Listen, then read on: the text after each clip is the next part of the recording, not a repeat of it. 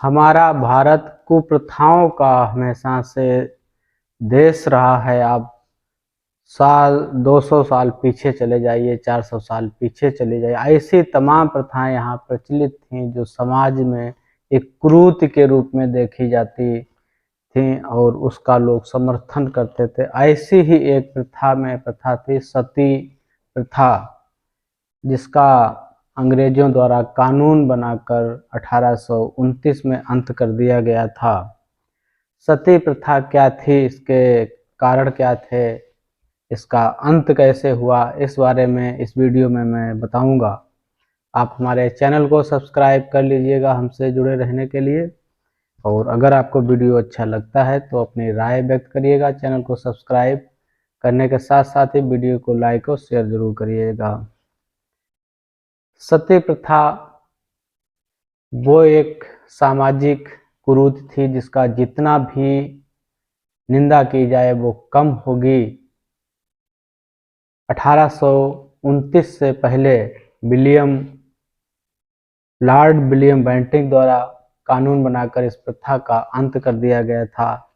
इससे पूर्व भारत में महिलाओं को उनके पति की मृत्यु के बाद उनको पति की चिता के साथ जिंदा जला दिया जाता था। थोड़ी कल्पना करिए आप, क्या स्थिति बीतती होगी उस समय जब किसी महिला को उसके पति के साथ, मरे हुए पति के साथ चिता पे जबरदस्ती चिता के साथ बांध दिया जाता था। कुछ महिलाएं स्वेच्छा से चिता के साथ बैठ जाती थीं, जल जाती थीं। इतना भयानक मंजर होता था जिसकी आप कल्पना नहीं कर सकते। इसके पीछे बहुत से कारण थे। एक हमारे यहाँ सामाजिक मान्यता रही है कि महिला के चरित्र पे कोई उंगली ना उठाए।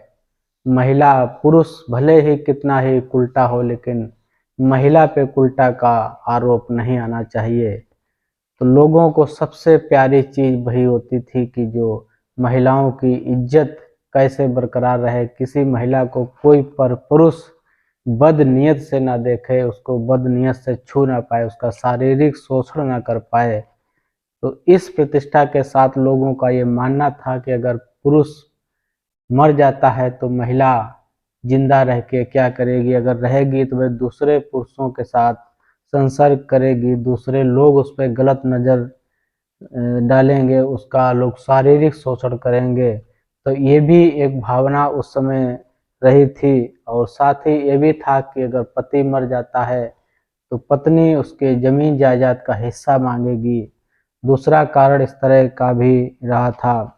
और हमारे समाज में जो विधवा महिलाएं हैं उनकी हमेशा से ही बेइज्जती की गई है इस समाज में। आज भी अगर आप देख लें तो जो विधवा महिलाएं हैं उनके साथ लोग ठीक से व्यवहार नहीं करते हैं, उन्हें शुभ मांगलिक कार्यों में लोग नहीं बुलाते हैं,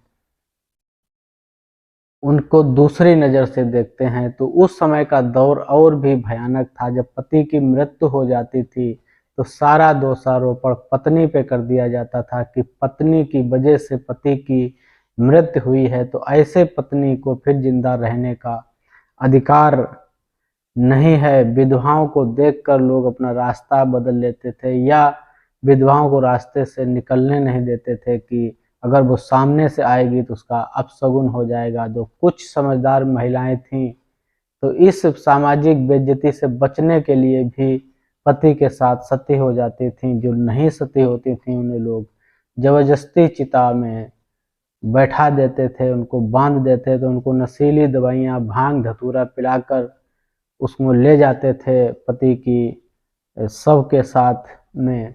महिलाएं समझ ही नहीं पाती थी नशे में कि उनके साथ क्या होना जा रहा। कभी वो हंसती थीं, कभी रोती थीं, चीखती थीं, चिल्लाती थीं। चिता में साथ जलने, जब चिता जलाई जाती थी उनको लकड़ियों के साथ बांध दिया जाता था। महिला की चीख पुकार ना सुनाई दे इसलिए वहाँ पे बड़े शोर पैदा किए जाते थे। लोग तरह तरह के गाने बजाने करते थे, ढोल मजीरा बजाते थे, वाद्य यंत्र बजाते थे, जिसकी इन यंत्रों की गूंज के साथ उस दर्द को ना सुना जा सके जो चिता के अंदर से दर्द आवाज आ रही थी। सोचो कितना क्रूर ये समाज रहा है हमेशा से महिलाओं के प्रति इसका नजरिया कभी भी ठीक नहीं रहा।